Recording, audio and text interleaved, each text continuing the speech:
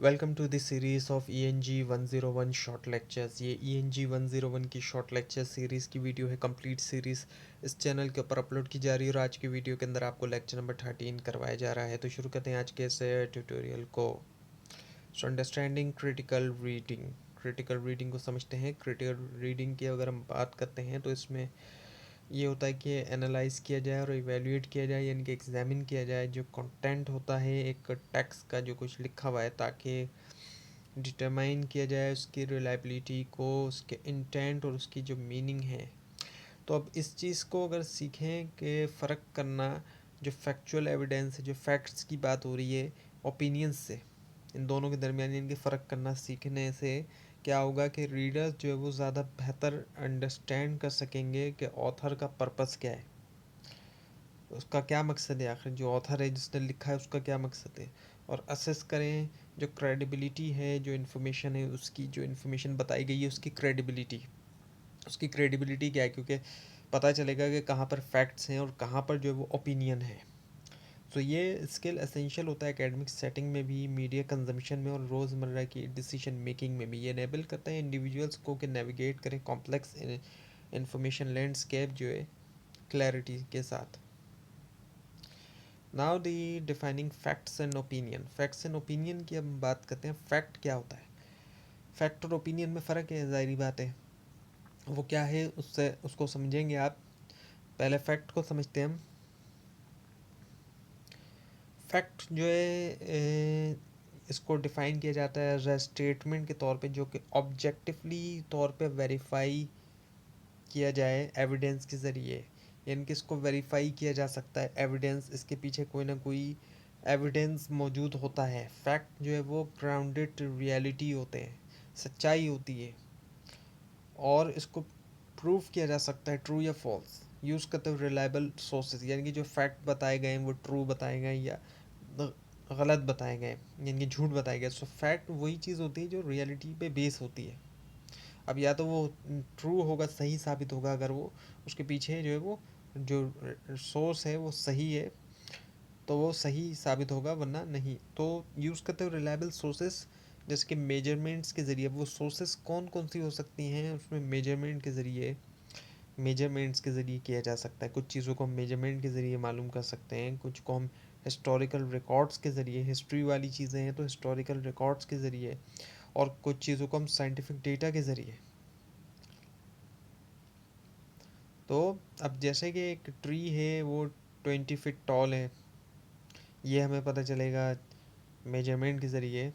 और इसके अलावा Declaration of Independence was sign in 1776, ये फैक्चुअल क्लेम है, ये जो है हिस्ट्री के ज़रिए। तो हिस्ट्री के ज़रिए हमें पता चल सकता है, और इसके अलावा मेजरमेंट के ज़रिए हमें पता चलता है, और साइंटिफिक डेटा के ज़रिए हम वेरीफाई कर सकते हैं कि जो फैक्ट्स हमें बताए जा रहे हैं वो सही हैं या नहीं, वो वाकई में फैक्ट्स भी हैं या नहीं हैं। Now the opinion. अब ओपिनियन की अगर हम बात करें फैक्ट्स के मुकाबले में, अब ओपिनियन एक ऐसा स्टेटमेंट होता है जो कि उससे हमें पर्सनल बिलीव्स पता चलते हैं, पर्सनल किसी के जो अकायद हैं वो, उसके अपने पर्सनल, या उसकी पर्सनल फीलिंग क्या है, इसको सही भी साबित किया जा सकता है या फॉल्स भी ऑब्जेक्टिवली तौर पर। तो ये किसी की अपनी पर्सनल वो होती है, जो पर्सनल राय होती है, पर्सनल बिलीव है, पर्सनल उसके अपने अकायद हैं, उसकी अपनी फीलिंग है, ये चीज़ें होती हैं। और इनहेरेंटली तौर पे ओपिनियन सब्जेक्टिव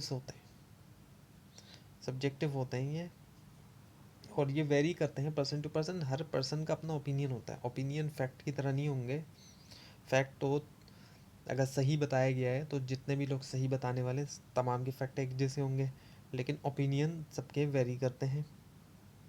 जैसे कि ये कहना कि ट्री इज़ ब्यूटीफुल, किसी ट्री को ब्यूटीफुल कहना, अब एक शख्स उसको ब्यूटीफुल समझ रहा है लेकिन दूसरा नहीं समझ रहा, ये भी है।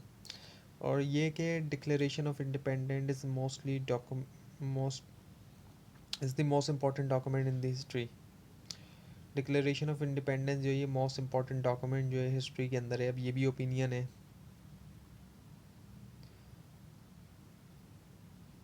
सो रिकग्नाइज करना ओपिनियंस को ये एसेंशियल होता है क्रिटिकल रीडिंग के लिए। ये हेल्प करता है रीडर्स को आइडेंटिफाई करने में बाइस, पता चलता है बाइस ओपिनियन से लोगों की बाइस के कहाँ पर तरफदारी लोग कर रहे हैं अपनी, या जो ऑथर है। इसके अलावा वे इवेल्युएट करें पर्सुएसिव एलिमेंट्स जो है टेक्स्ट के अंदर। Now the identifying value words. अब वैल्यू वर्ड्स को आइडेंटिफाई करने की अगर हम बात करें, सो जो वैल्यू वर्ड्स हैं ये इंडिकेटर्स होते हैं ओपिनियन के, और अक्सर इनको यूज़ किया जाता है एक्सप्रेस करने के लिए सब्जेक्टिव जजमेंट। और ये वर्ड इनके अंदर जो है वो क्या है, इमोशनल या इवेल्युएटिव कॉनोटेशंस हैं, और सिग्नल जो कि एक स्टेटमेंट जो है बेस्ड ना हो सके ऑब्जेक्टिव एविडेंस पे। और एग्जांपल हम लें तो ये कि वैल्यू वर्ड्स की उसमें शामिल हैं beautiful, important, best and worst, जो कि सिग्नल दे रहे हैं ओपिनियन ना कि फैक्ट्स। इस तरह के जब वर्ड्स हम इस्तेमाल कर रहे होते हैं तो वहाँ पर असल में ओपिनियन दी जा रही है, कोई फैक्ट से बात नहीं की जा रही। तो आइडेंटिफाई करना वैल्यू वर्ड्स जो है वो हेल्प करता है हमें इस बात को पहचानने में कि ओपिनियन कहाँ पर है और कहाँ पर फैक्ट है। इन वर्ड्स का इस्तेमाल जहाँ होगा वहाँ पर ओपिनियन दिए जा रहे हैं, ना कि कोई फैक्ट की बात की जा रही है। ये अवेयरनेस एनेबल करता है रीडर्स को कि वो क्रिटिकली असेस करें जो टोन और इंटेंट ऑथर की, रिकग्नाइज करें पर्सुएसिव लैंग्वेज, और अवॉइड करें कि मिसलीड होने से अवॉइड करें, अब वो चाहे इमोशनली चार्ज हो या फिर बाइस स्टेटमेंट के ज़रिए हो। So now the facts and opinion in context. Facts and opinion in context हम देखें, मिक्सचर ऑफ फैक्ट और ओपिनियन भी होता है। बहुत से टेक्स्ट में हमें दिखाई देता है कि फैक्ट्स और ओपिनियन जो है वो मिक्स हमें दिखते हैं, जो कि असेंशियल भी बनाते हैं रीडर्स के लिए कि वो डिस्टिंग्विश करें इन दोनों के दरमियान। अब जब मिक्स है तो उन दोनों के दरमियान फ़र्क करेगा रीडर के लिए ज़रूरी हो जाता है। ऑथर अक्सर जो प्रेजेंट करते हैं फैक्चुअल इन्फॉर्मेशन, साथ में अपनी पर्सनल इंटरप्रिटेशन भी दे रहे होते हैं या जजमेंट भी, ताकि सपोर्ट करें आर्ग्यूमेंट या कन्वे करें एक पर्टिकुलर पर्सपेक्टिव। अब एग्जांपल लें तो कुछ इस तरीके के न्यूज़ आर्टिकल, एक न्यूज़ आर्टिकल जो है उसमें रिपोर्ट जो है वो दी गई जो कि वेरीफाइड फैक्ट है, वेरीफाइड इवेंट है, एक्चुअली फैक्ट है वो। और साथ में उसमें कुछ अपनी कमेंट्री दे दी गई एक्सप्लेनेशन के तौर पे, या एनालिसिस दे दिया गया, वो ओपिनियन है। वेरीफाइड इवेंट यानी कि कोई एक इवेंट हुआ है, कुछ भी हुआ, वो फैक्ट है, ये यहाँ ऐसे हुआ और ये हुआ। लेकिन उसके बाद फिर ये बताया गया, उसकी पूरी डिटेल बताई जा रही है या एनालिसिस दिया जा रहा है, उसके ऊपर पूरा तज्जिया दिया जा रहा है, वो ओपिनियन होता है। सो रिकग्नाइज करना इस मिक्सचर को ये क्रूशल हो जाता है क्रिटिकल रीडिंग के लिए। ये अलाउ करता है रीडर्स को कि सेपरेट करें वो ऑब्जेक्टिव डेटा जो है सब्जेक्टिव व्यू पॉइंट से। व्यू पॉइंट होते हैं सब्जेक्टिव जो है, और इवेल्यूट करें क्रेडिबिलिटी जो सोर्स की, और फॉर्म करें इन्फॉर्म ओपिनियन जो कि बेस करता है एविडेंस के ऊपर, ना कि इमोशंस के ऊपर या बाइस। Now the conclusion and application. अब इसके कंक्लूजन हम देखते हैं और उसकी एप्लीकेशन कंक्लूड करते हैं इसको।